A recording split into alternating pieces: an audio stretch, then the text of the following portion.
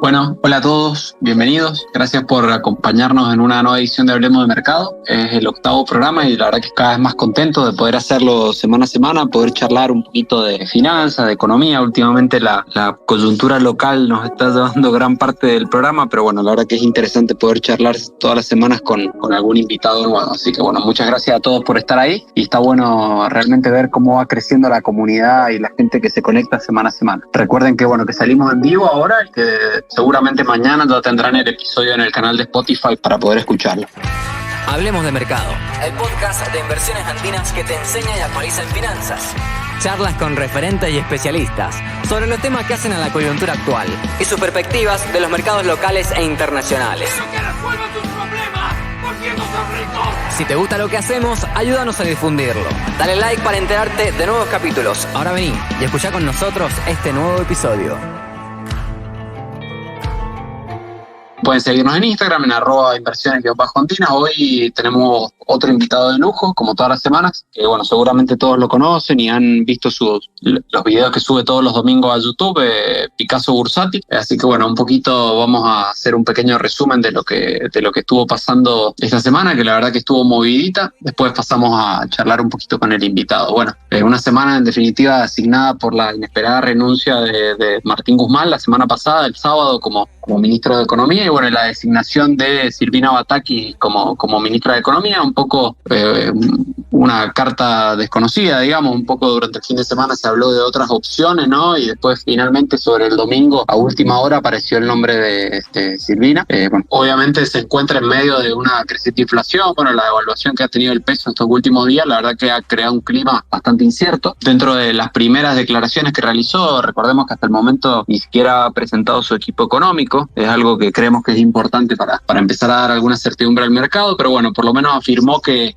va a continuar, digamos, va a respetar el acuerdo con el FMI, el programa, digamos, que se aprobó en el Congreso hace un par de meses, y bueno, en una reunión que tuvo con la directora gerente de la entidad, Cristalina Georgieva. Bueno, hay que cumplir metas trimestrales. Bueno, de esto ya hemos hablado, la verdad, bastante hasta el momento. Importante, ayer dejó algunos temas en una entrevista que tuvo en TN. Habló de que no se van a crear nuevos impuestos, que no va a subir las retenciones al agro, por lo menos de momento, y un poco habló en contra del dólar turismo, algunos pagos de servicios en dólares, diciendo que esos dólares se deberían utilizar, digamos, para la producción. Y bueno, un poco hoy el Banco Central largó una medida en ese sentido, donde cortó la financiación en cuotas en los free shop en Argentina. Recordemos que en los free shop en Argentina uno paga a tipo de cambio oficial y no se le adicionan los impuestos cuando uno compra en el free shop de Seiza o de Aeroparque, cuando uno hace un viaje internacional. Entonces, bueno, obviamente es muy conveniente, y si a eso le sumás cuotas, bueno, la verdad que era súper interesante hoy y eso se cortó. Bueno, hoy la verdad una jornada bastante movida. El dólar financiero subió más de 18 pesos, tocó un nuevo récord nominal, obviamente no en términos reales, y se ubicó cerca de los 300 pesos, bueno, en el medio de mucha turbulencia, sobre todo en la tarde, con diversos rumores, ¿no? De cambios en el gabinete, de que más así, más no. Bueno, la verdad que varios rumores que hasta el momento no se han confirmado. Un poco un día distinto, ¿no? Con los bonos también subiendo un poco, algo que no veíamos hace bastante. Hoy también tuvieron el corte de cupón, el cupón que van a pagar el día lunes, así que bueno, de todas maneras siguen cotizando en niveles históricos, bueno, y el tramo corto con rendimientos superiores al 40% en dólares, ¿no? Demostrando el riesgo que conllevan y la alta probabilidad de default que el mercado, por lo menos de momento, les asigna. Como les decía, el mercado está esperando la designación del secretario de Finanzas, ¿no? Un poquito cómo se va a llevar adelante la política económica y sobre todo cómo va a lidiar con los vencimientos de deuda en pesos. Ya la semana que viene, por lo menos, había pautado una licitación del Tesoro de instrumentos en pesos, así que bueno, veremos qué pasa con eso. El riesgo país desarrolla en 2.617 puntos. Había tocado el martes un récord interdiario de 2.728. Recordemos que después de la reestructuración de deuda había tocado 1.083, como para que se den una idea de lo que viene subiendo hoy. Bueno, un poco también impulsado por la suba del billete, el S&P Merval subió un 7,6% a 102.260 puntos, unos $345.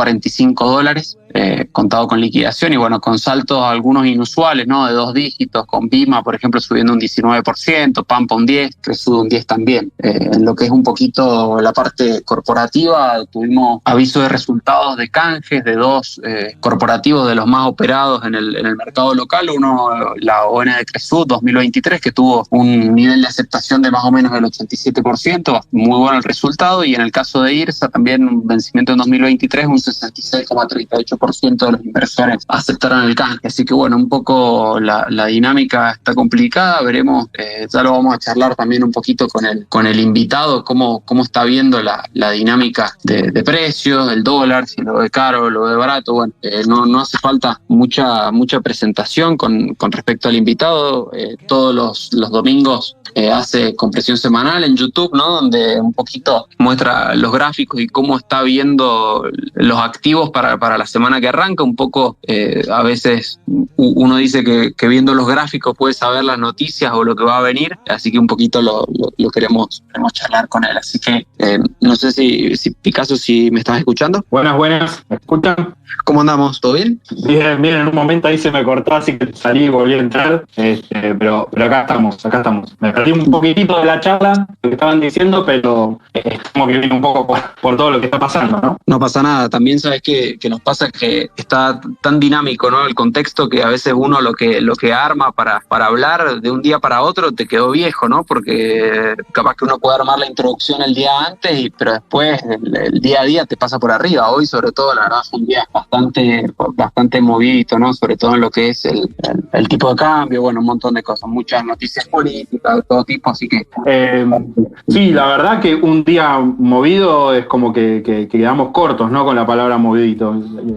Movido sí, nos quedamos cortos, tenemos tipo de cambio, yo hoy a la mañana, hoy siempre un poco pasa de a ver cuántos tweets tiro, ¿no? Porque a veces cuando el mercado está aburrido como que no tenemos material, por lo menos los que creamos contenidos para las redes, en lo que es todo el mundo bursátil y todo eso. Cuando el mercado está aburrido, viste que nos quedamos sin material, y hoy teníamos material por todos lados, sobre todo un día bastante verde, pero obviamente que verde cuando hablamos más del dólar, ¿no? Claro, totalmente. Uno ve en definitiva la suba que tuvo hoy el Merval, y gran parte está explicada por la suba que tuvo el tipo de cambio, ¿no? Tenés el Merval subiendo 7%, pero el tipo de cambio subiendo alrededor de 6%, así claro, que no tenés ahí mucho más. La verdad que estuvo bastante movido, ¿no? Y hasta en un momento se vio el contado operando en niveles de 300 pesos, ¿no? Después cerró en 296, pero bueno, igual, la verdad que impresionante la fuerza. Un poco también en base a algunos rumores, viste, que se fueron escuchando, que después pareciera que no tenían mucho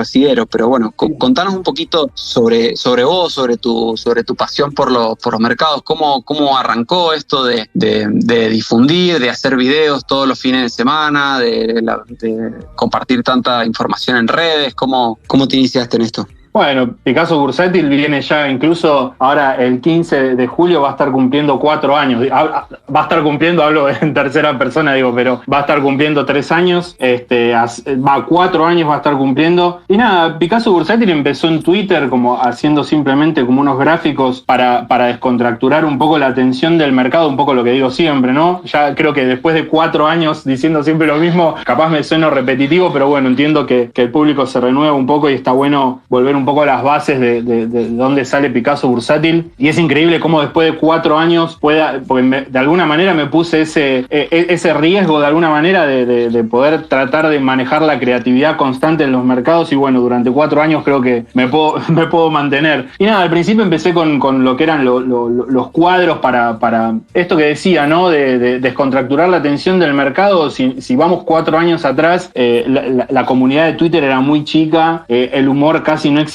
y la verdad que yo, viniendo desde el mundo del diseño, del marketing, de la publicidad y la creatividad, necesitaba como ese poco de humor que ya es parte de mí, pero al mismo tiempo poder volcárselo a los gráficos y a este mundo que a mí me da la sensación que el mundo de las finanzas y las inversiones es un mundo como bastante aburrido, por así decirlo, y creo que la comunidad de alguna manera hace que todo sea como mucho más llevadero, ¿no? Entonces yo creo que mi función fue, al principio no era esa, y todo fue tomando tomando como un poco ese rol. Después le agregué obviamente la enciclopedia de Picasso Bursátil, que explico ciertos conceptos de una manera como más graciosa, por decirlo de alguna manera. Y como bien decía, gracias, aprovecho y tiro el chivo, todos los domingos por YouTube sale Compresión Semanal, el resumen de los mercados financieros más compacto, que sí, a mí un poco lo que me pasaba es que Twitter te limita, ¿no? Esta cosa de los caracteres y al mismo tiempo el tono en el que uno puede decir las cosas. Ustedes sabrán que pasa mucho en Twitter que uno dice algo y capaz está siendo sarcástico y la gente no se da cuenta, cosa que lo entiendo también. Y creí necesario como poder generar un canal de comunicación como me brinda YouTube. Primero para poder brindar un poco el conocimiento que tengo y dar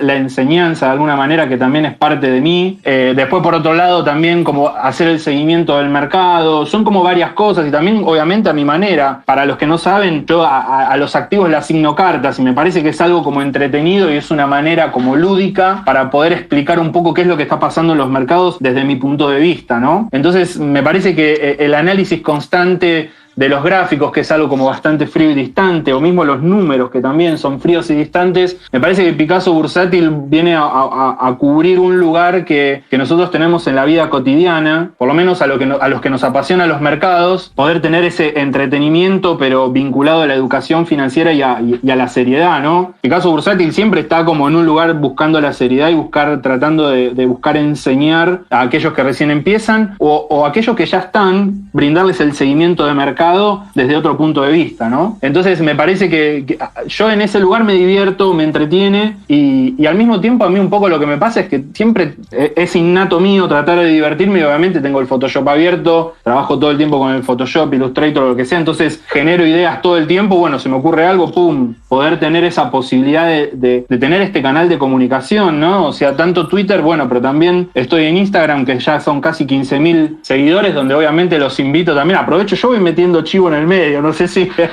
vale. Está perfecto. Pero bueno, nada, en Instagram también me pueden encontrar y es otro tipo de público y eso también es interesante, ¿no? Yo al principio empecé en Twitter y me encontré con un tipo de público que por momentos tiene un cierto grado de agresión, por otros momentos tiene cierto grado de empatía.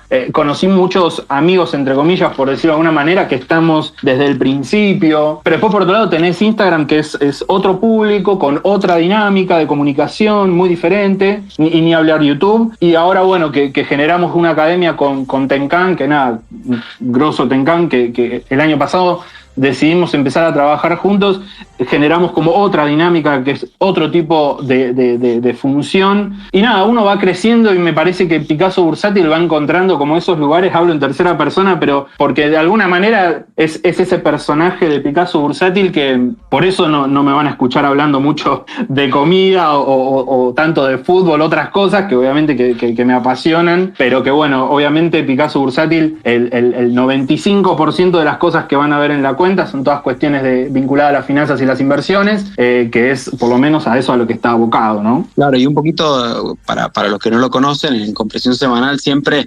pones, como lo dijiste también en la respuesta, pones una carta, ¿no? Para definir el momento, ¿no? Lo que estás viendo en el gráfico de un activo en ese momento. En este fin de semana, por ejemplo, el gráfico del contado con liquidación había puesto un chile picante, ¿no? Exactamente.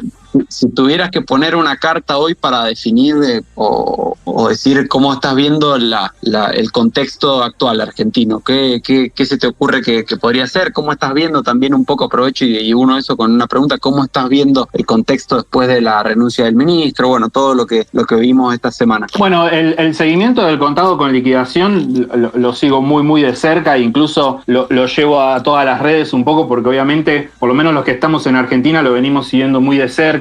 Tengo muchos seguidores también de otros lados, viste, que después me dicen, háblame de Chile, háblame de Colombia. Por eso, viste, si habrán visto ya en los últimos episodios, también estamos agregando un poco de divisas de Latinoamérica y un poco, porque nada, la presión también se siente. Pero el contado con liquidación tuvo básicamente 3 cartas que fueron como las 3 cartas que quizás no hubiera sido lo mejor, pero bueno, primero tuvo la carta de la alarma, que hoy justamente publiqué un tuit más o menos en los 195, generó un quiebre de una línea de contratendencia bastante bastante fuerte y bastante importante. Después de quebrar esa línea de contratendencia, asigné la carta de la alarma, porque obviamente cuando la carta de la alarma un poco lo que dice es cuidado por lo que se puede llegar a venir, ¿no? Cuidado en el bueno o en el mal sentido. Pero la alarma obviamente lo que implica es que empieza a haber un quiebre fuerte que puede ser un indicio de algo mucho mayor. Eso es un poco la carta de la alarma, ¿no? Nunca las expliqué las cartas, pero creo que lo implícito también es lo más entretenido que puede llegar también a tener eso. Después, por otro lado, tuvo obviamente la carta del picante, que la carta del picante es cuando algo viene como para ponerse complicada la cosa. Y bueno, ya cuando quebró el 61.8 invertido, ya más o menos por los 215, 220, bueno, ya la carta empezó a ser la carta del vuelo alto, obviamente. Un poco para recordar, para el que no vio compresión semanal de este domingo que pasó, yo parte de mi análisis, obviamente el análisis técnico es como la herramienta más importante que utilizo. Obviamente que cuando hablo de análisis técnico lo hablo en un sistema, en algo mucho más abarcativo que solamente cuestiones chartistas o lo que fuere. Hago análisis más en contexto, relacional, bueno, era un poco lo que siempre digo en las redes. Y después también me llevo mucho por la teoría de ondas de Elliott. Yo tengo marcado un canal marcado en azul, que un poco lo que decía en compresión semanal, una vez que se genera el break y el quiebre del canal, bueno, la posibilidad de que esto sea una onda 3 alcista fuerte y eufórica existía. Eso era un poco lo que decía el día domingo. Una onda 3 generalmente tiene mucha fuerza, tiene mucha euforia, tiene mucha verticalidad, y es un poco quizás lo que estamos viendo en este momento. Y bueno, y esta semana tuvimos un alza de un 15%, ¿no? Lo cual obviamente que entiendo que para aquellos que empiezan, incluso para nosotros los más experimentados, la incertidumbre empieza a ser como complejo en la operatoria del día a día. La verdad es que vienen siendo meses bastante difíciles de operar. Obviamente que para los que llevamos varios años es un poco más fácil porque tenemos la paciencia un poco más trabajada. O sea, a mí por lo menos me han saltado muchísimos stops durante los últimos meses y que agradezco que haya pasado así, porque si no, obviamente hoy tendría como grandes pérdidas, pero al mismo tiempo he generado cierta paciencia para esperar, ¿no? Y poder tomarme cierto tiempo. Pero bueno, algo un poco,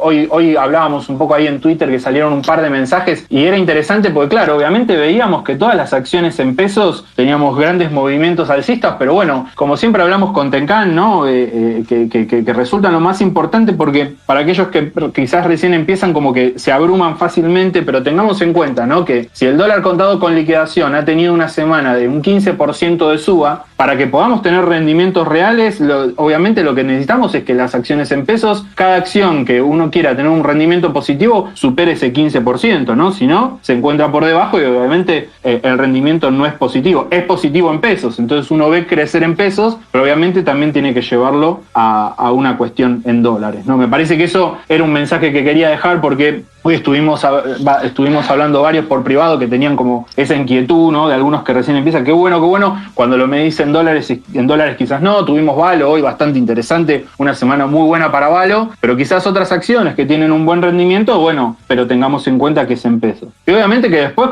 si miramos más de lejos, nada, el gráfico empieza a contarnos otra cosa. Si voy muy rápido me avisan, porque yo empiezo a hablar y me meto. Está perfecto, yo no te quería interrumpir. Dale, y después, bueno, por otro lado, también algo que publiqué, también por algo que a mí generalmente cuando publico algo es porque alguien generalmente me comenta o me pregunta o algo por privado. Entonces a veces siento que si alguien me pregunta algo por privado es porque realmente hay algo o que no se entiende o hay algo que me parece que hay que ampliar un poco, y entonces publiqué esto, ¿no? De que el árbol no nos tape el bosque, ¿no? Entonces también eso me parece que en estos puntos es bastante importante, digo, porque por ejemplo el CCL, cuando uno lo mira como más de largo plazo, y bueno, cuando te vas de largo plazo mantiene esa tendencia alcista, que es de la que siempre venimos hablando, y lo mismo si vamos al Merval en dólares. Digo, el Merval en dólares viene en tendencia bajista y por el momento no hay como indicadores alcistas. Ahora, obviamente, por ejemplo, a mí el Merval en dólares, que era algo que dije en compresión semanal de este domingo, el retroceso, en la zona del retroceso que está, me reinteresa. O sea, es interesante por lo pronto dónde está ubicado. Pero no podemos por eso dejar de mirar otro tipo de cosas para poder ubicarnos mejor, ¿no? Eso un poco hablando de acciones argentinas, que es un poco lo que venimos viendo en compresión semanal todos los domingos en YouTube, ¿no? Claro, sí, totalmente. ¿Y cómo ves algo, bueno, fuera de que un poquito nos venía diciendo el tema de dónde estás viendo, cómo estás viendo Argentina, digamos, el Merval En definitiva, ¿qué consejo le darías a esa persona que vos comentaste que está empezando, que a veces está un poco desorientada? ¿Qué consejo le daría? Que capaz que está viendo un poquito de análisis técnico, ¿no? Que se marea con esto, ¿no? Con esto que vos contabas, esta semana donde de repente tenés acciones en pesos 20, 25% arriba, pero cómo filtrar un poco ese ruido, ¿viste? ¿Qué consejo le darías a esa persona que recién está empezando, que está empezando a hacer análisis técnico, empezó a ver los primeros gráficos, capaz que ve gráficos que sube la gente en Twitter, en YouTube, en Instagram? ¿Qué consejo le darías? Qué interesante, ¿no? Porque en verdad, a mí, cuando me pregunta, ¿no? Claro, por eso te iba a decir, bueno, ¿cuál sería el consejo? Tengo como una batalla de consejos, ¿no? Es como que por dónde empiezo, y ahí es donde como que me fascina como la idea de toda la gente nueva que empieza, es como que me atrae mucho como el poder explicar. Quizás no muchos lo saben, yo fui docente durante 6 años en la Universidad de Buenos Aires, con grupo a cargo, todo, y para mí fue como bastante frustrante no ganar ni un peso. Ya saben cómo es Argentina, o sea, de repente vos tenés a 35, 40 alumnos a cargo donde los estás formando y no ganar un peso con la responsabilidad que eso conlleva. Y nada, entre un montón de otros factores me llevó a dejar de dar clases. Y después, por otro lado, pero obviamente que sigue siendo mi pasión, y bueno, poder desarrollar. Obviamente en el campo del diseño lo sigo dando, obviamente tengo gente a cargo y tengo un montón de cosas donde uno obviamente prepara gente y la forma, pero no la forma desde ese lugar. Y después el mercado y Picasso Bursátil me abrió otra vez ese camino de la enseñanza, y es como que también me siento como muy a gusto y está bueno. Bueno, y ya pasando un poco más a un poco los consejos, ¿no? Hablaste la palabra del ruido. Me parece que eso obviamente empezamos a dividir por distintos caminos, ¿no? Un lugar de cómo analizo y otra cosa es cuál es el contexto en el que analizo. Cuando hablamos del contexto podemos empezar a hablar de psicología, básicamente la psicología de los mercados, que por un lado tenemos la psicología propia y la psicología del mercado. Entonces, eso es por un lado. Después tenemos el ruido, que son las noticias y todo lo que uno puede leer e influirse. Y después, ¿cómo analizo? Que puede ser análisis técnico, análisis fundamental, ondas de Elliott, teorías, etcétera, etcétera. Primero, en principal, le diría, bueno, tenés todo este campo, ¿no? Lo que sí también le diría es, esto va a llevar mucho tiempo, porque así como empiezo a hablar un poco de estos campos, son todos campos que hay que empezar a meterse y adentrarse, básicamente. Por otro lado, también empezar a entender que cada uno es un personaje individual, ¿no? Entonces, llevando a estos puntos que decía antes, uno como personaje individual tiene una edad en particular, tiene una aversión al riesgo en particular, tiene un patrimonio en particular y tiene un tiempo determinado para poder dedicarle al mercado particular. Entonces, eso hace a un individuo totalmente particular. Entonces, cuando hablamos de psicología del trading, va a ser muy particular de cada uno también, ¿no? Y lo mismo, ¿cómo vamos a analizar? Por ejemplo, yo que vengo del mundo más visual, el campo de los gráficos es donde yo mejor me siento, y no dentro de un Excel o dentro de más del análisis fundamental, por ejemplo. Entonces, yo, entendiendo esas falencias mías, por ejemplo, decidí juntarme con gente y empezar a trabajar en equipo. Obviamente, como bien les decía, empezar a trabajar con Tenkan Trading, que nada, tiene una visión del mercado, es una luz, o sea que en ese sentido los debates son impresionantes y aparecen cosas que yo nunca tendría como en cuenta. Entonces empecé a entender de que necesitaba otras patas que quizás yo nunca iba a poder desarrollar. Entonces en ese lugar es donde un poco empecé a entender cuáles eran mis falencias, que eso también es importante en los mercados, y donde uno se siente más cómodo. Por ejemplo, a ver, es muy abarcativo lo que voy a decir, pero por ejemplo hay gente que trabaja más en un intraday porque se siente mejor con esa aversión al riesgo y con esa adrenalina, y después hay gente que trabaja como mucho más a plazos más largos. Podemos hablar de plazos de semanas, meses, años, etcétera, etcétera. Cada uno tiene como su manera de ser, y obviamente que cuánto tengo de capital también. O por ejemplo yo que me estoy acercando a los 40 años y ya no me da lo mismo de decir, no importa, me tiro a esperar y holdeo. No es mi manera. Entonces yo tengo un rol bastante activo para con el mercado, pero así también yo fui encontrando mi manera de vincularme con el mercado.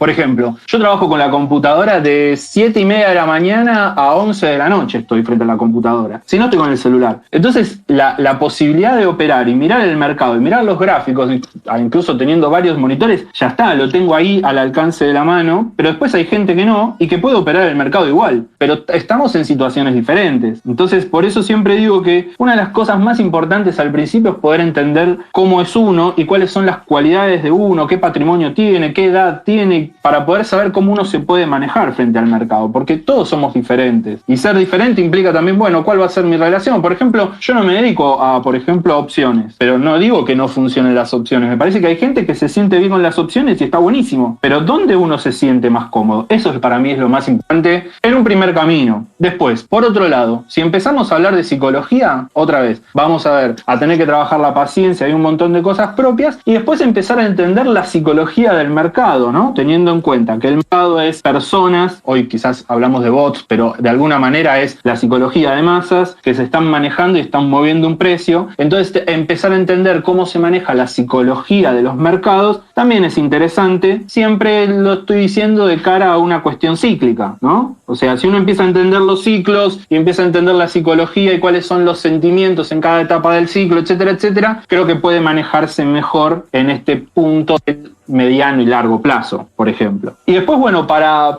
analizar, obviamente, viniendo de Picasso Bursátil, que el eslogan, por decirlo de alguna manera, es el análisis técnico es un arte. Yo soy un convencido, obviamente, y me funciona a mí que el análisis técnico es una genial herramienta siempre y cuando esté bien utilizada.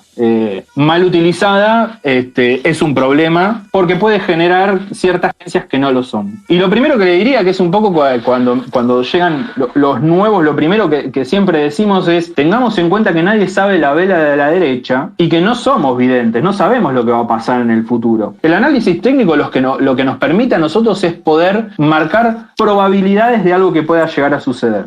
Digo, hablábamos antes del dólar, por ejemplo. Obviamente, cuando vemos una contratendencia quebrada de la manera que fue quebrada, en el punto que fue quebrada, y bueno, la carta de la alarma te la da el análisis técnico que te dice, che, cuidado acá. Lo mismo una zona de breakout, ¿no? Cuando hace nuevos máximos, el análisis técnico te da ciertas herramientas para la operatoria de eso mismo. Después Ondas de Elliott te empieza a hablar de ciertas canalizaciones que también te da herramientas. Entonces son todas herramientas que te manejar la probabilidad. Entonces manejar la probabilidad implica un poco eso. Después tenemos teorías más complejas, bueno, obviamente como la teoría de ondas de Elliott, donde plantea conteos diferentes que uno tiene que ir desechando, etcétera, etcétera, ¿no? Nada, podría estar hablando un montón de tiempo, ¿no? Creo que ahí tocaste un tema muy importante, hablando del análisis técnico, que es el tema de la probabilidad, ¿no? Uno busca zonas donde uno pueda tener una operación donde la probabilidad te pueda jugar a favor, pero eso no quiere decir que sea una ciencia exacta ni mucho Totalmente. menos. Eso, sobre todo eso es muy importante para quien está arrancando, y sobre todo uno a veces, viste que hoy con tantas herramientas, tantos gráficos, tantos instrumentos, ¿no? Que ya un poquito vamos a charlar de las cripto, que tradean 24/7 todo el día, ¿no? Sí. Uno a veces se puede marear un poquito, entonces está bueno eso que contás. Y con respecto a esto de trading intradía, de buy and hold, ¿cuál es el estilo que mejor te sienta? O lo vas manejando en base a cómo estás viendo los gráficos, ¿no? Bueno, sí. En ese sentido, otra vez, como decía antes, cada uno se tiene que autoconocer. Yo obviamente hice ese proceso de tratar de conocerme, y lo que son como lo mío, básicamente como yo me manejo, un trade o una inversión de mi estilo puede llegar a durar días, semanas o meses. Por ejemplo, la verdad que un intraday a mí mucho no me mueve. La verdad que no es la manera en la que yo me siento más cómodo. Tampoco entrar y salir dentro de la misma semana tampoco. No es mi manera no es la compresión, el time frame en el que yo me manejaría, para decirlo de alguna manera. Tampoco estoy hablando de años. Yo tengo un rol bastante activo en el mercado, con lo cual me voy moviendo bastante. Por eso tampoco, o sea, por ejemplo, un trade puede durar semanas, meses. Miro mucho, por ejemplo, la compresión que más miro es la compresión diaria. y después me muevo hacia 4 horas y me muevo hacia el semanal. Y eso a mí como me deja un poco más tranquilo, porque por lo menos los que hacemos ondas de Elliott, los conteos son un poco más claros. Quizás cuando no está del todo claro, el análisis técnico en esas escalas, por lo menos a mí me funciona muy bien. Se entienden mejor las tendencias, se ven mejor los agotamientos, se entienden mejor las zonas, ¿no? Las zonas de oferta y demanda. O sea, hay un lugar que yo encontré que se adapta a mis tiempos y que se adapta a mi manera de ver las cosas, que me siento cómodo ahí. Y me gusta recalcar mucho esto de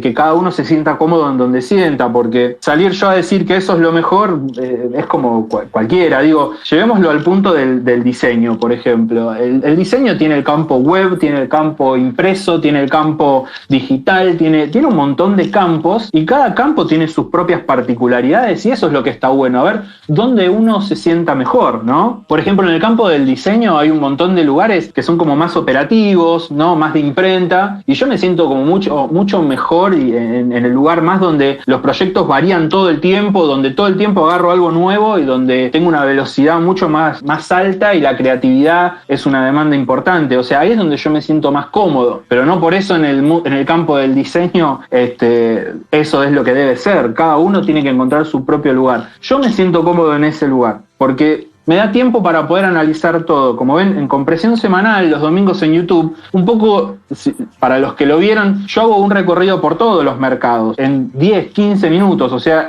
la verdad que es bastante complejo tratar de llegar a tener un concepto que sea abarcativo, que es un poco lo que busco, por lo menos para ver cuál es el sentimiento del mercado. Trato de llegar a ese punto, pero paso por el mercado de Estados Unidos, después pasando por los índices, voy un poco al mercado internacional a ver si aparece algo, cómo viene el mercado chino, después puedo ir a Brasil o algo de Latinoamérica, después me voy a las criptos, después vengo a Argentina, paso por las paso por los commodities, por las divisas, y la verdad es que para poder analizar todo el mercado yo me siento más cómodo en compresiones, lo que yo le denomino compresiones más lentas, que a comparación de un intraday o ese tipo de cosas, que conozco gente que le va muy bien en ese sentido, pero no es el lugar donde yo me sienta como más cómodo.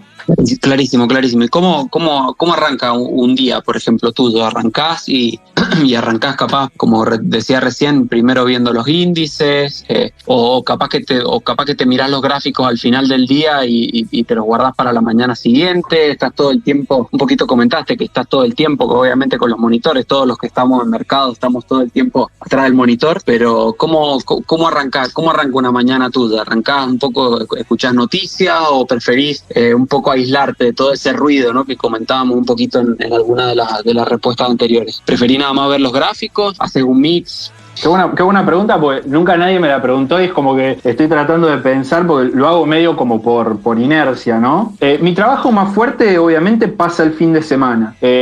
Compresión semanal, dejo muchísimo material afuera de compresión semanal. Yo, si fuera por mí, que es un poco lo que estamos trabajando ahora con Tenkan, podría durar 1 hora de las ideas y cosas que estamos viendo. Y entonces, pero para mí el fin de semana tiene un trabajo como mucho más, es mucho más fuerte, porque ahí uno puede sentarse ya con el mercado cerrado, más allá del mundo cripto, puede sentarse un poco más tranquilo a analizar los cierres de las velas semanales, cuáles fueron el volumen semanal en determinados activos, puedo hacer un chequeo de todas las watchlists. O sea, el fin de semana hago un trabajo como bastante importante, pero no por eso es que lleva muchas horas, Lo que quiero decir es que el trabajo fino y donde más siento que me siento a mirar el mercado y analizarlo así fuertemente es más el fin de semana. Después, durante la semana, un poco lo que sí hago es todas las mañanas lo que miro son los índices americanos. Miro un poco los futuros, pero no le doy bola a los futuros porque después, viste cómo es esto,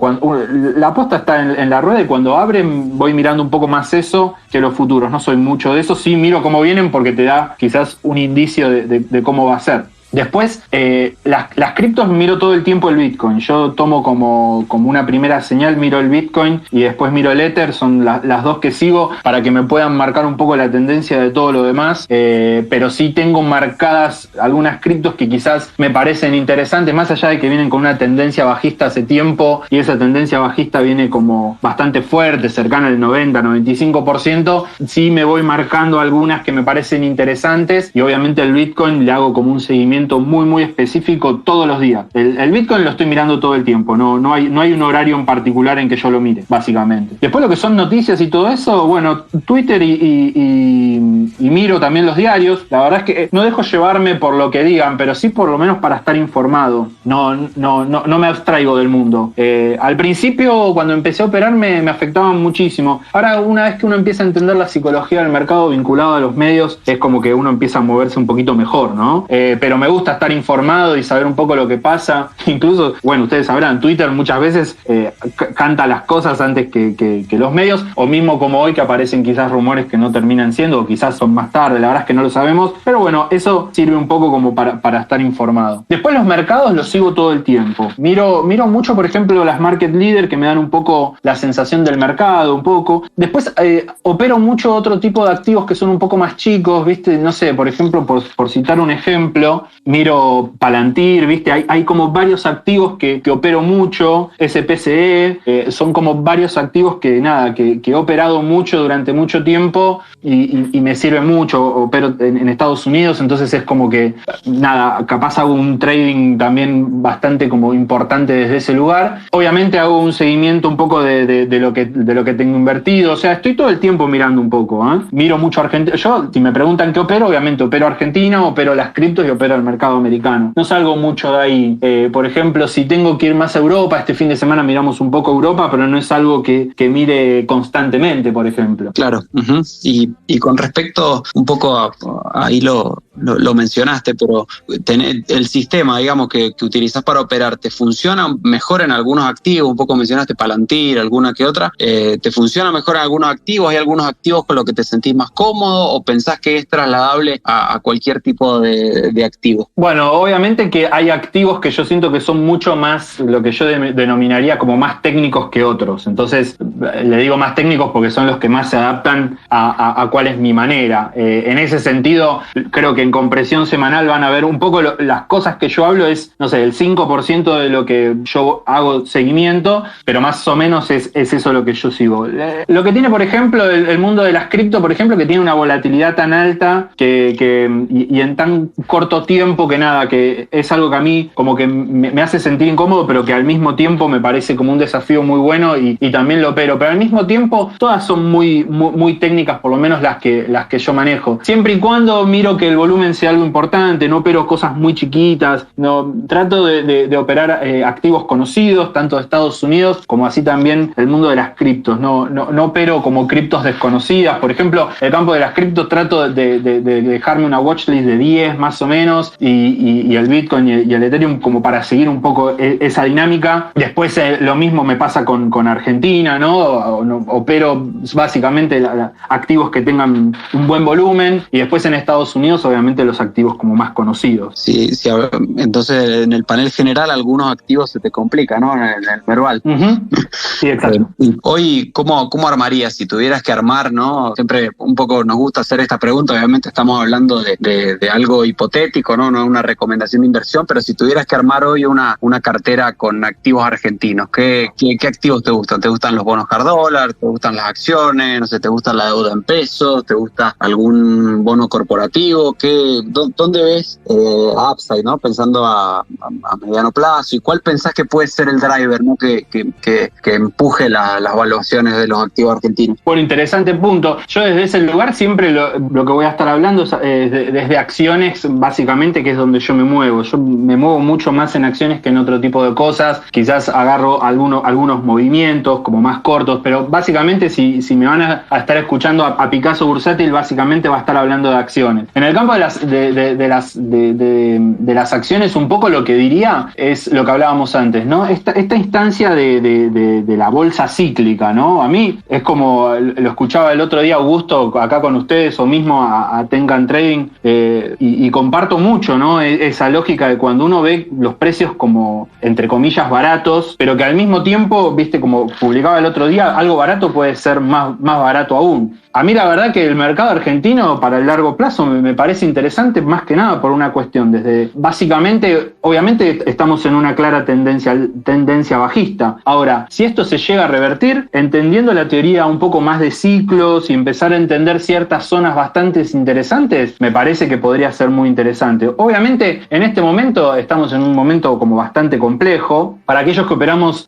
ondas de Elliott, entendemos que cuando un activo hace un nuevo mínimo, nos corta varias probabilidades de algunos conteos que podrían ser interesantes. No sé, por ejemplo, algo que estaba siguiendo de cerca son los bancos, y los bancos, por ejemplo, Banco Macro hizo un nuevo mínimo, con lo cual ya tira abajo unos conteos que podían ser interesantes, y por el momento siguen siendo tendencias bajistas, con lo cual el seguimiento es importante para poder hacer un buen trade. Pero digo, el mercado siempre da oportunidades. Digo, lo vimos con Pampa Energía, por ejemplo. Pampa Energía dio algo bastante interesante en lo que es dólares. No es algo que yo siga mucho, pero sí, por ejemplo, he hecho cosas interesantes con Cresud, por ejemplo. Nada, me parece que el mercado argentino sigue dando posibilidades, pero bueno, siempre con entendiendo los riesgos a los que estamos, ¿cómo se llama? Entendiendo los riesgos, porque obviamente teniendo una tendencia bajista, y está complicado por lo menos para el largo plazo. En ese sentido, cuando a mí me preguntan aquellos que recién empiezan, yo les decía, bueno, tened mucho cuidado con este tipo de activos. Sobre todo, el análisis técnico te permite analizar las tendencias. Y eso para mí es como lo más importante. Si uno empieza a analizar un poco más las tendencias, puede empezar a entender en el mediano plazo en dónde está ubicado. Y si uno se puede ubicar en el mercado, para mí ya tenés como el 50% adentro. Buenísimo, sí, muy claro ahí A ver,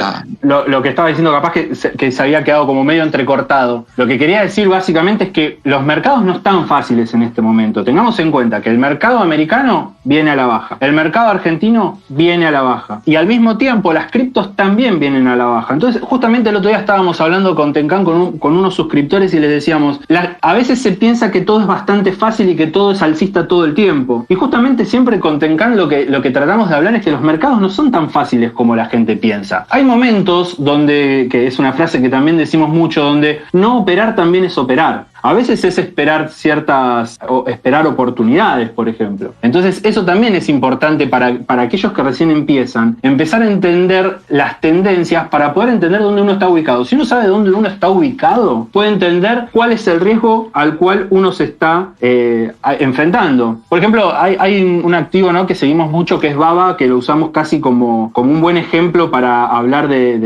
para poder hacer el seguimiento, ¿no? Que casi es como el mercado argentino, para decirlo de alguna manera, donde ¿qué es lo que uno ve a mediano plazo? Ni siquiera vamos a largo plazo. Y bueno, uno ve una tendencia bajista. Entonces, ¿qué es lo que uno puede operar en ese tipo de cosas? Obviamente, dejando de lado el shorteo y ese tipo de cosas, uno puede operar rebotes, o puede operar teniendo en cuenta, pensando que uno está operando un supuesto piso. Recordemos que los pisos uno los ve después, no los ve en el momento, que eso también es algo importante para recalcar. Entonces, cuando uno tiene tendencias bajistas en el mercado de cripto, en el mercado de Estados Unidos y en el mercado argentino, por lo menos que es donde yo opero, y el riesgo de operar es mucho mayor. ¿Qué quiero decir? Hay más probabilidades que el mercado siga bajando de que suba. ¿Me explico a lo que voy? Sí. Bueno, eso justamente es lo que yo siempre trato de recalcar, entendiendo. Una vez que uno tiene desarrollado una tendencia, esa tendencia en el marco mayor es el que te va a determinar el riesgo si vos querés operar, entre comillas, a contratendencia, ¿sí? Si uno quiere operar a largo plazo o quiere operar al alza, teniendo en cuenta que los tres mercados los tenemos a la baja, bueno, tiene que entender que el riesgo es mayor. Clarísimo, y se vale en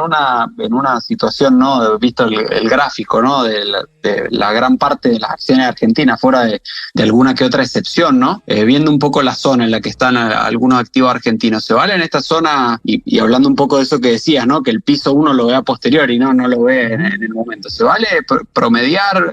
¿Es tu estilo? ¿Tenés alguna, no sé, activos argentinos que vos digas, bueno, de esto voy sumando y promediando y lo tengo a largo plazo, o siempre lo haces con un plan de un tiempo más corto, ¿no? Donde si a veces la cosa no sale, directamente cerrás? No, a ver, promediar a la baja no es mi estilo. Hablábamos antes, por ejemplo, de Palantir o SPC, por ejemplo, que me han dado grandes rendimientos allá por el 2020, por dar algunos ejemplos. Si yo hubiera promediado a la baja, estaría quebrado, básicamente. Lo mismo me hubiera pasado con Argentina. Si hubiera promediado a la baja o me hubiera quedado adentro, nada, me hubiera perdido subas interesantes A ver, pensemos que el mercado argentino está de alguna manera lateralizando del 2020 y en el 2020 para arriba hubo oportunidades en Estados Unidos, ni hablar con el Bitcoin, interesantísimas. Entonces, la verdad es que la idea de promediar a la baja o sumar, empieza a aparecer el costo de oportunidad, que no es algo que yo el costo de oportunidad lo entiendo, entonces estoy como muy a favor de ese concepto. Entonces la verdad es que promediar a la baja o ese tipo de cosas no es mi estilo, más teniendo en cuenta que no soy un fondo que tengo 5.000 millones de dólares, con lo cual creo que en los volúmenes que se manejan no hay problema ni para entrar y salir, por lo menos en los activos de grandes volúmenes. Así que no es mi manera.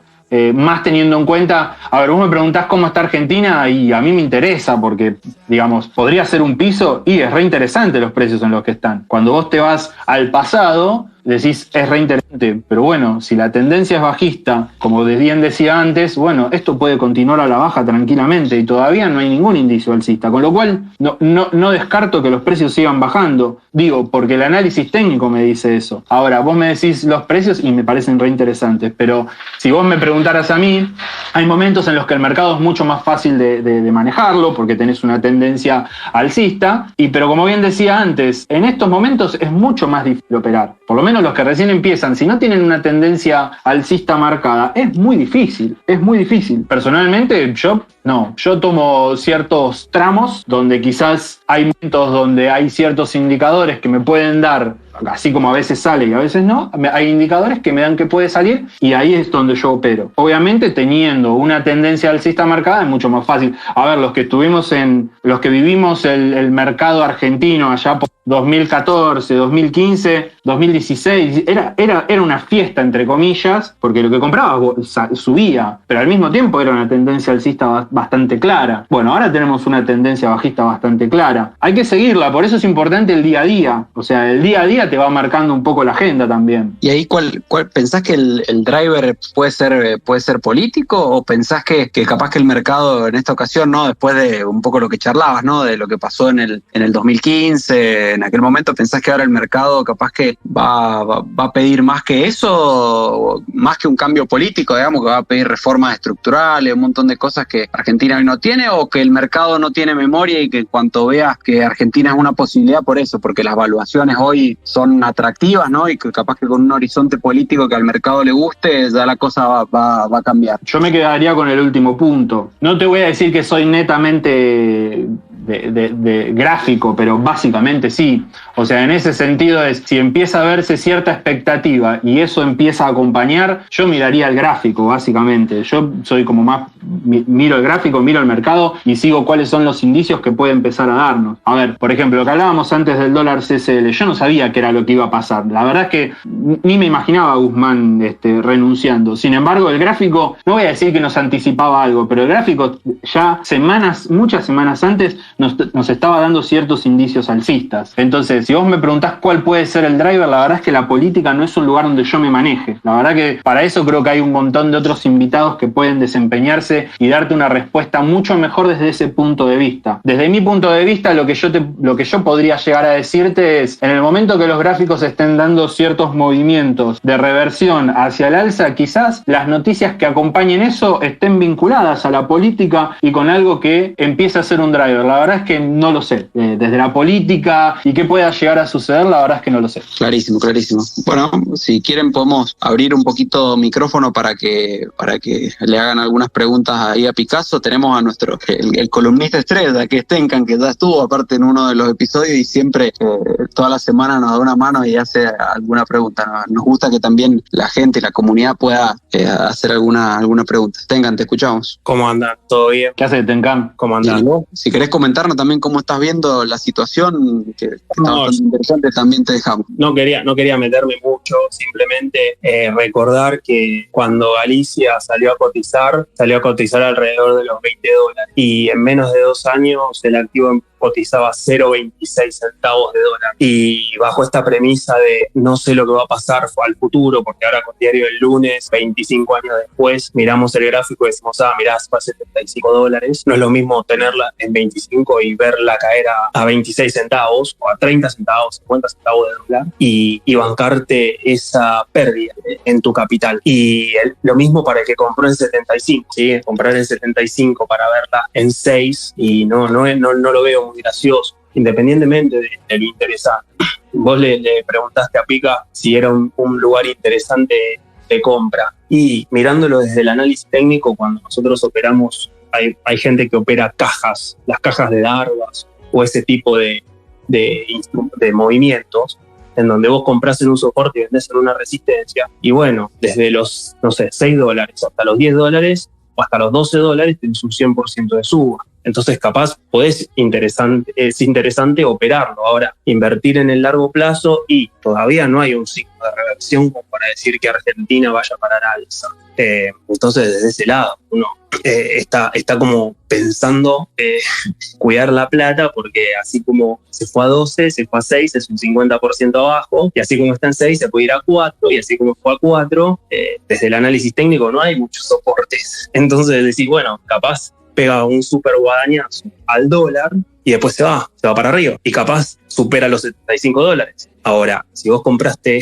en 40 antes de las PASO de Alberto y de Macri y la tenés en 6, y habría que preguntarle a alguna persona a ver cómo se siente sobre eso. Nada, es simplemente psicología de mercado y manejo y administración de capital. Un poco lo que me pasa con Tenkan, ¿no? Es que tenemos la misma manera de ver el mercado, ¿no? Entonces, cada vez que hablamos y cada vez que analizamos, bueno, hoy tuvimos un día como bastante movido que hemos hablado bastante y la verdad es que, nada, compartimos como una filosofía de mercado y me parece que, los veo a ustedes, ¿no? A Fede y a Nico trabajando en equipo y nada, la verdad es que con Tenkan generamos como algo como muy interesante, casi de esto de cada uno aporta lo suyo. Bueno, también tenemos al moderador y otras personas más que estamos armando un equipo que la verdad que cuando uno empieza a analizar y poder juntarse con gente que tenga como la misma filosofía del mercado, me parece que es muy alentador y termina sirviendo muchísimo, ¿no? Por lo menos para poder analizar los mercados y un poco lo que dice Tenkan, ¿no? Hay que tener en cuenta un poco lo que son las tendencias y cómo se manejan estas zonas, ¿no? Entonces, al mismo tiempo es importante como analizar ese tipo de cosas para no, esta cosa que hablábamos antes, ¿no? De promediar a la baja sin tener en cuenta todavía cuando no hay signos de reversión. Entonces, si no tengo un signo de reversión, el riesgo que estoy asumiendo en una posición en largo y es mayor, ¿no? Pero el piso no se puede medir solamente porque se va un ministro de Economía. El piso tiene que ser, si se va el presidente, ahí puede ser un piso. Bueno, es un punto interesante lo que decís, Lobo. ¿Qué tal, Lobo? Te saludo. Es interesante porque se vincula un poco con lo que decíamos antes de la psicología de mercados, ¿no? Hay algo interesante que tienen los mercados, que los techos se dan con euforia, o por lo menos hay ciertas teorías que hablan de eso, de que los techos se dan en euforia con buenas noticias y los pisos se dan con miedo, se dan con malas noticias. No es que se dan con buenas. Obviamente una parte de la teoría dice eso, a la cual obviamente yo también adhiero, y es un poco lo que dice el Lobo, ¿no? El piso no será cuando se va un presidente. ¿Qué es lo peor que nos puede pasar para que salga? Incluso un seguidor de Instagram el otro día me escribía y me decía, ¿ves? Con todas las malas noticias que hay, ya no cae más el mercado. Bueno, le puse, ¿viste? Bueno, como que es verdad también. La verdad es que pasamos la pandemia, pasamos un montón de cosas y el precio sigue lateralizando en esta misma zona. Pero al mismo tiempo ¿es el piso? ¿Esto es el máximo miedo que podemos llegar a tener desde la teoría de ciclos de psicología de mercados, ¿no? Entonces me pregunto, porque otra vez, como nadie sabe el futuro, yo me pregunto todo el tiempo, ¿esto es el piso de Argentina? ¿Y cuál será el driver? Creo que la pregunta que me hacía yo también me la hago. ¿Será el piso? ¿Cuál será el driver que nos hará salir? Me hago la misma pregunta, ¿no? Falta un agujazo. El piso lo haces con un flor de aguja.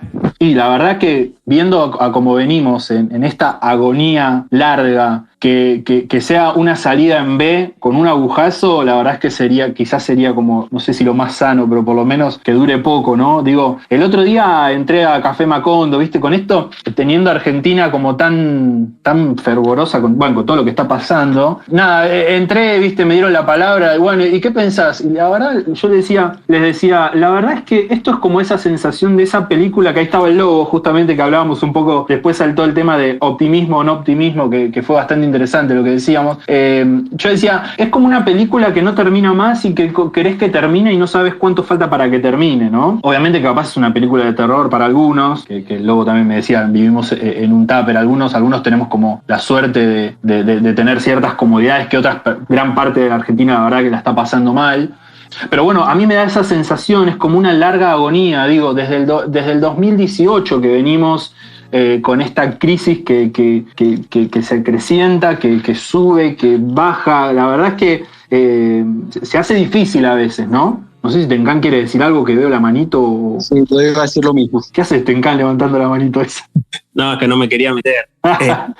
Hay que recordar algo. Primero, que como en el marketing, esto lo aprendí de Pica, la publicidad no siempre es igual, ¿no? O sea, yo hoy no puedo venir a promocionarte el perfume Paco con una publicidad de los años 90, ¿sí? Tengo que hacer otra cosa. Es como esas películas que miramos de los 80 y decís, ¿qué es esto que estoy mirando? En los 80 eran revolucionarios. Bueno, las crisis creo que son iguales, nunca vienen igual. O sea, vos estás esperando un corralito, estás esperando que la gente salga con la cacerola, estás esperando al gordo mortero que salga a tirar piedras. No digo que no vuelva a pasar igual, pero generalmente las crisis se ayornan, se reversionan, o sea, vienen de otra manera. Entonces uno siempre se encuentra con algo nuevo, no sé, algo nuevo que no sé, un ovni y se lleva al presidente y lo abduce, qué sé yo, por decir una tontera. Entonces, desde ese lado, lo que quiero, a lo que iba, el Merval en el 2001 empezó a salir volando el día que se armó todo el quilombo en la plaza. Fue tal el estallido social que se ve que el mercado entendió que ese era el piso y que hasta ahí estaba, hasta acá llegamos, ya está, no hay más. Bueno, para mí ese hasta acá llegamos, no hay más, no lo vimos todavía. O sea, es como que hay un anestesiamiento, estamos anestesiados, estamos viendo de repente, o sea, el dólar está a 300 y la gente sigue caminando por la calle tranquila. Entonces, la pregunta de ¿estamos en el piso o no estamos en el piso? Y es raro. Yo miro el gráfico de Galicia y todos los pisos fueron mega agujazos de 70% a la baja, desde el punto de donde arrancan. Y eso no está muy en el gráfico. Y no, aparte, ¿qué tiene Galicia para ofrecerme como comprador? En este espacio, Fernán Marul hablaba de todo, de cómo se podría salir de esta crisis, y él hablaba de que los bancos no los tocaría nunca. O sea, podría tocar otra cosa, como por ejemplo Mirgor, Mirgor la dijo. Acciones vinculadas a los commodities hablaba, ¿no? Claro, cosas que tengan que ver con lo que es de afuera. Pero viendo el gráfico de Galicia, que es la que maneja mucho del Merval, y siempre que fue al piso fue con mega agujazos, o sea, salidas en B abruptas, en donde me imagino que el apalancamiento de la gente en esos momentos destruía todo el apalancado, o sea, todo el que se caucionaba para tratar de tomar una posición en eso, y después de que destruya todos los apalancados, como el Bitcoin, hagamos un paréntesis, sale al alza. Qué sé yo, nadie sabe el futuro, por eso nosotros hablamos siempre de administrar el riesgo y cuidar la plata, porque si este rango lateral de Galicia entre 6 y 12 dólares perdura en el tiempo 10 años y vos no lo operaste y vos tenés los mismos dólares y al 7% anual de inflación o lo que pase de acá a 10 años y Galicia no sale, y bueno, ¿y qué haces? Y esa pregunta la hablamos el otro día con Picasso, yo también, ¿viste? Ya estás pasando los 40, estás pensando, pero yo, ¿qué hago? O sea, si a los 50 Galicia sigue estando en 10 dólares, yo compré en 5. Está bien, estoy más 100%, pero ¿qué hago? Y aparte, tiene que ser un precio muy, muy tentador de Galicia como para decir, bueno, voy a comprar, porque con el S&P bajando un 30%, el Nasdaq, y me voy al norte. Y los algo muy tentador.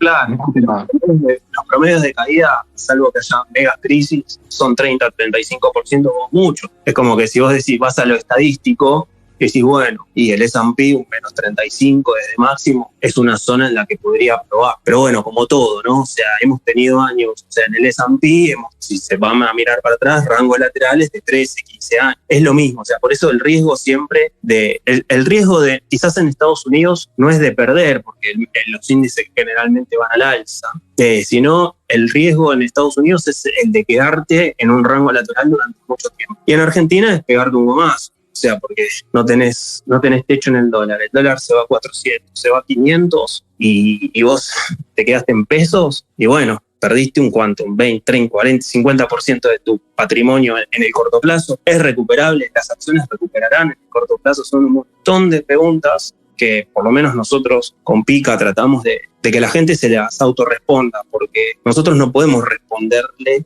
a cada uno lo que cada uno tiene con su patrimonio. Por ahí estás hablando con una persona que tiene $100.000 para invertir, o por ahí estás hablando con una persona que tiene $100 para invertir. Entonces, desde ese lado, cada uno tiene que responderse las preguntas. Lo que nosotros tratamos de hacer es abrir la cabeza para que esas preguntas empiecen a existir. Porque si la pregunta no existe, yo entro en Twitter y veo, no sé, porcentajes, 500% en 3 horas en Bitcoin, y bueno, ¿cuál es la probabilidad de ocurrencia de eso en largo plazo? Y pasa que en el 2015 vos decías, sí, es piso porque el futuro es otro partido político, entonces iba a subir. Ahora, nosotros ya sabemos lo que viene atrás, y eso es otro desastre lo que viene atrás. Entonces, ¿por qué va a subir con ese desastre? Sí, a mí por lo menos algo que como que me hablaba un poco recién, tengan esto de los rendimientos estratosféricos, ¿no? Esta cosa, ¿viste?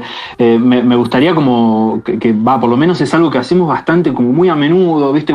Porque es como, existe tanto la idea de, che, esto es re fácil, te lees a Murphy y encontrás el triangulito y esto va para arriba, y volviendo un poco al principio, bueno, qué recomendaciones, ¿no? Y pensaba, está bueno para empezar, ¿no? Pero después es mucho más complejo. La verdad que los mercados son complejos, ¿no? Todo este debate que estamos haciendo es un debate muy, muy enriquecedor que te sirve para poder sacar, como se llama justamente, hipótesis. Y está bueno, como a mí por lo menos una vez escuché que no me acuerdo quién fue que lo dijo, pero es como, es necesario que el mercado se limpie, dijo en un momento, ¿no? Y me pareció como una frase como muy, muy reveladora, porque al mismo tiempo digo, es verdad, porque hay algo, venía todo tan alcista que empieza a aparecer como los estafadores, ¿no? Los que te dicen, esto es re fácil, compras acá, vendés acá, esto es así, vas a ganar 5.000%, mirá, me apalanco por tanto, y todo ese tipo de cosas, cuando empezó a caer Netflix, cuando cayeron varios activos,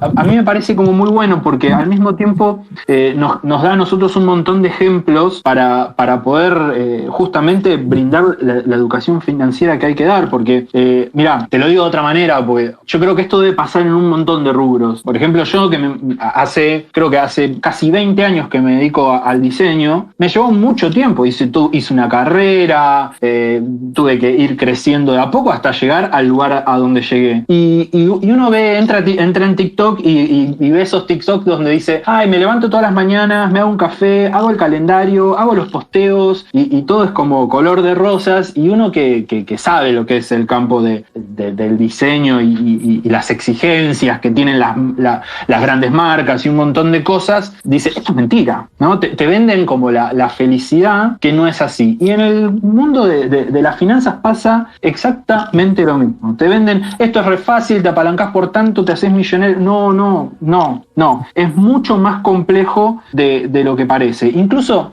obviamente que después con un tiempo uno empieza a ser rentable, pero al mismo tiempo uno tiene que aprender un montón de herramientas, obviamente autoconocerse, pero un montón de herramientas para después poder tener los debates que, por ejemplo, estamos teniendo ahora, que hacen que uno pueda empezar a analizar en profundidad para poder sacar y tomar decisiones e hipótesis. Entonces, a mí siempre como que cuesta mucho. Yo me acuerdo cuando el Bitcoin subía que yo empezaba a hablar del stop loss y empezaba a hablar de la administración del riesgo y hablaba un montón de cosas y claro, obviamente, si la gente compraba y subía, es como, bueno, esto es re fácil, tenés que comprar y esperar.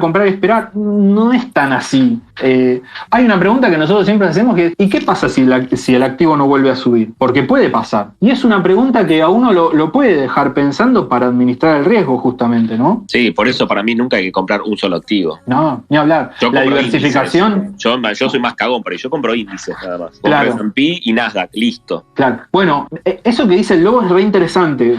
O sea, ¿ves? A eso iba. Por ejemplo, que uno pueda decir yo soy re cagón, por ejemplo, lo que yo les decía antes, no, a mí el intraday ni me lo metas. O sea, es como si yo tengo otros tiempos. Y me parece que ese autoconocimiento hace decir, bueno, yo puedo ir por acá, puedo ir por allá, puedo diversificar de esta manera, puedo hacer seguimiento, por ejemplo. Una pregunta que sale mucho es, bueno, ¿cuántos activos puedo comprar, por ejemplo? ¿Cuánto es lo ideal? Y si le puedes hacer seguimiento, ¿viste? ¿Cómo estás diversificándolo? Es toda una teoría en sí. Entonces, obviamente que diversificar es re importante y obviamente sí, lo de los índices y lo atractivo de Estados Unidos, bueno, nada, es como, acá me parece que podemos estar abriendo, ¿no? Puertas y ventanas todo el tiempo, que nos gusta tanto los mercados que podemos estar hablando horas, ¿no? Sí, es súper interesante lo que decía Lobo, el tema de indexarse, ¿no? También para muchos inversores, en eso de que hablábamos, de que existen muchos tipos de inversores, ¿no? El tema de indexarse también es súper interesante, ¿no? No falta algún inversor que capaz que todos los meses compra un poquito de S&P, de Nasdaq, de, no sé, de WZ, lo que fuera, lo que le guste, lo que esté viendo en el momento, y capaz que mira ese solo activo porque tiene que dedicarle el tiempo a su trabajo, y de esa manera sí. funciona. Yo me indexé en el año 93 y me comí todo el del 2000 al 2015 que no gané nada, pero en el año 93 compré el S&P. Mira qué interesante. Y les dejo un poquito ahí a los tres, un poquito, quería charlarlo la última, un poco hablando de esto, de que decían de que el mercado se limpie, un montón de cosas, y para tocar un tema que generalmente no tocamos mucho, que es las cripto. ¿Ustedes piensan que con todo esto, de estas noticias que ha habido últimamente, de un montón de institucionales, entre comillas, cripto, que le han liquidado las posiciones, el tema de Luna, un montón de situaciones que han venido pasando en los últimos meses, piensan que esa limpieza ya se dio? No le estoy preguntando obviamente si esto es piso o no es piso, porque obviamente no tenemos el oráculo, pero ¿cómo lo están viendo? ¿Piensan que esa limpieza ya se dio o que todavía le puede faltar un poquito más? Para mí la limpieza es sana. Me parece que el que se toma los mercados a la ligera, generalmente el mercado limpia la soberbia, limpia al que cree, justamente al que cree que se las sabe todas, al que piensa que el mercado no es riesgo, que el mercado no existe el riesgo, de que sí o sí se va a cumplir lo que piensa. Me parece que esa limpieza es muy importante. El que no desarrollan una operatoria, ¿no? Para mí eso es re importante. Yo personalmente, por lo menos viendo un poco la sensación, o por lo menos lo que yo veo, yo siento que gran parte de esa limpieza aparentemente parece que fue. Me da la sensación de que sí. Ahora, otra vez, como yo soy una persona que miro mucho el gráfico, volvemos un poco a todo lo que dijimos antes. Vos mirás el gráfico y todavía no me da ningún indicio alcista, con lo cual lo sigo mirando de afuera, pero al mismo tiempo me parece interesante que por lo menos cuando uno plantea ojo con el buy the dip, ojo con el promediar a la baja, ojo con no utilizar stop loss, ojo con no administrar el riesgo, ya no me putean. Entonces es como un indicio, digo yo, ¿viste? Yo digo, cuando me putean menos, como que digo, bueno, por lo menos quizás pasó, pero bueno, nada, son sensaciones. Yo creo que en cripto, si fue por una gran burbuja, el exceso, creo que está en un buen punto ya. Vos imaginate que compró en el 2017 y después vio sus cripto en $3.000, ¿no? No encontraba consolación ese muchacho. Sí. Hoy está neutro, ya está. Quiere decir que a cada 5 años, capaz que están 60.000 de nuevo. Totalmente.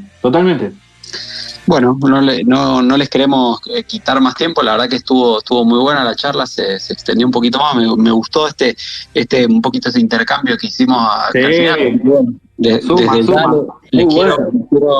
quiero agradecer a los tres, principalmente a Picasso, bueno, obviamente a Tenkan y al Lobo, que la verdad que nos trajo una visión distinta que es súper interesante. Y bueno, a todos nos vemos el próximo jueves, seguramente con un gran invitado de vuelta. Todavía no lo tenemos confirmado, pero seguro lo vamos a confirmar durante la semana. Acuérdense que este episodio va a estar subido mañana en Spotify por si alguien lo quiere ver o repasar. Y bueno, desde ya el domingo tenemos compresión semanal, ¿no? Sí, claro. Obviamente, quería tomarme 2 segunditos para agradecerles a ustedes, a Fede y Nico de Inversiones Andinas, felicitarlos por esto. Siempre que entro a un space y las cosas son tomadas con seriedad y que tienen un hilo conductor, me parece que hay que celebrarlo. Me parece que hablar del mercado es importante, hablar del mercado seriamente es importante, con lo cual, nada, vengo escuchando, lo escuché a Augusto, lo escuché a Marul, obviamente a Tencán lo escucho todos los días, pero obviamente lo escuché también.